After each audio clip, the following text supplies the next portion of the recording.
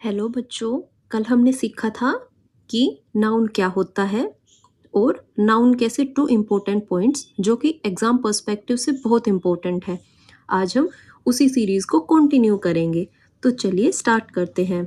Point number 3 हमारा क्या कहता है कि preposition takes object after it, therefore we use either noun or pronoun after a preposition। मतलब कि मान लीजिए अगर कोई preposition है जैसे कि टू, ठीक है, तो टू के बाद सेंटेंस फॉर्मेशन हम देखें तो सेंटेंस के एंड में हमारा ऑब्जेक्ट होता है, ठीक है।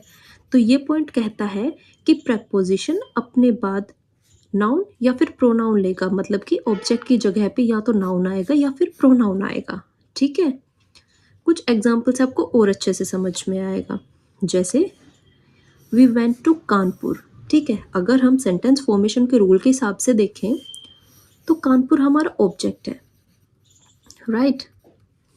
ऐसे ही टू हमारा प्रेपोजिशन हो गया इस रूल के हिसाब से, और प्रेपोजिशन के बाद क्या आएगा, नाउन या फिर प्रोनाउन। तो ये प्रोनाउन तो हो नहीं सकता है क्योंकि किसी जगह का नाम है, तो बचा क्या, नाउन। तो कानपुर हमारा क्या हो गया, नाउन। और ये रूल यही कहता है। सेकंड में Ratan Tata, Ratan Tata is known for charity, ठीक है। तो रतन टाटा तो ऑब्वियसली किसी का नाम है तो नाउन हो गया। फोर हमारा प्रेपोजिशन है, तो इसके बाद में क्या आएगा, नाउन। ऑलराइट, ये हो गया हमारा नाउन। ऐसे ही इस सेंटेंस में I am looking for work, इसमें फोर हमारा प्रेपोजिशन है तो वर्क हमारा क्या हो गया, नाउन।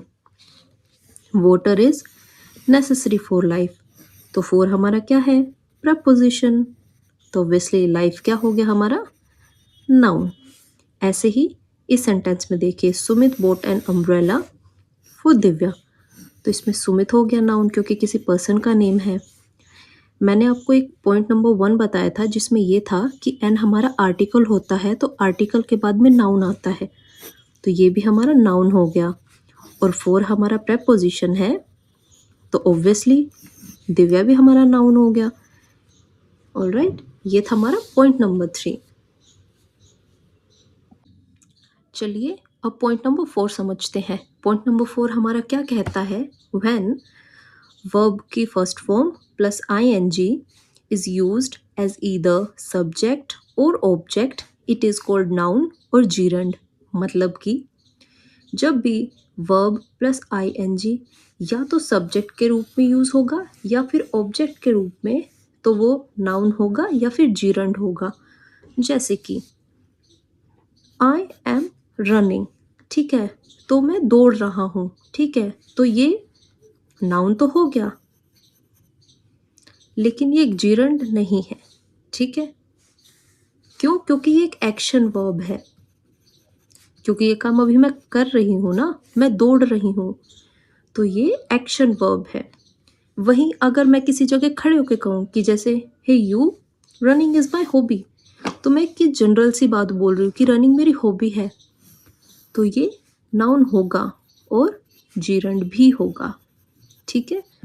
आप एक बेसिक सी चीज़ याद रखना कि जब वर्ब की फर्स्ट फॉर्म प्लस आईएनजी दिया हो लेकिन वो एक्शन वर्ब हो तो वो वर्ब कहलाएगा, ना कि नाउन। वहीं अगर वर्ब की फर्स्ट फॉर्म हो प्लस आईएनजी हो, वो या तो सब्जेक्ट के रूप में यूज़ हो रहा हो या फिर ऑब्जेक्ट के रूप में, और वो एक नाउन भी हो, तब हम उसे जीरंड कहेंगे, ठीक है। जैसे कि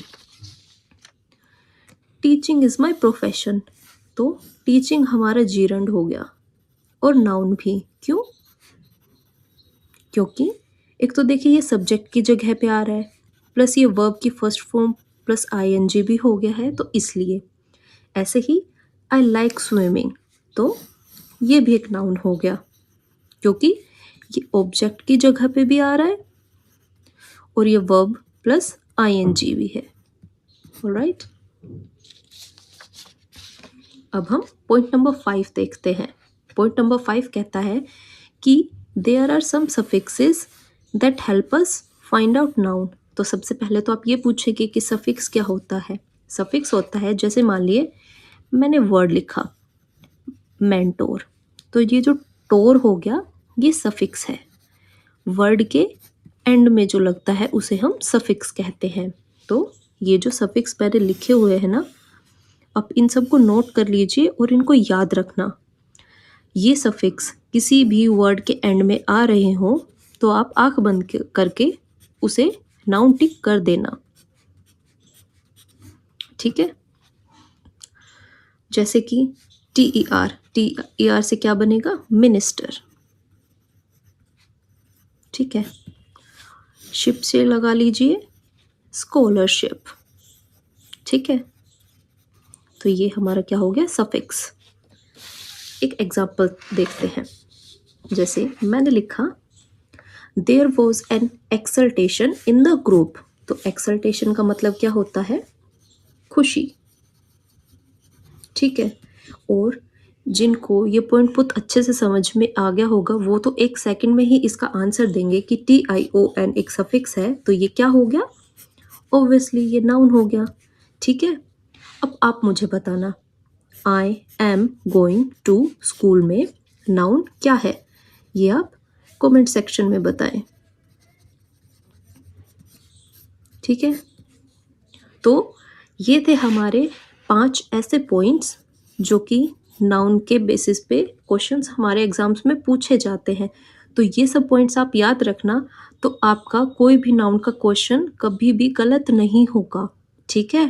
अब नेक्स्ट हमारा टॉपिक है प्रोनाउन, तो इसे हम नेक्स्ट क्लास में पढ़ेंगे, ठीक है। Thank you for watching the video. Like, share and subscribe for more videos in future.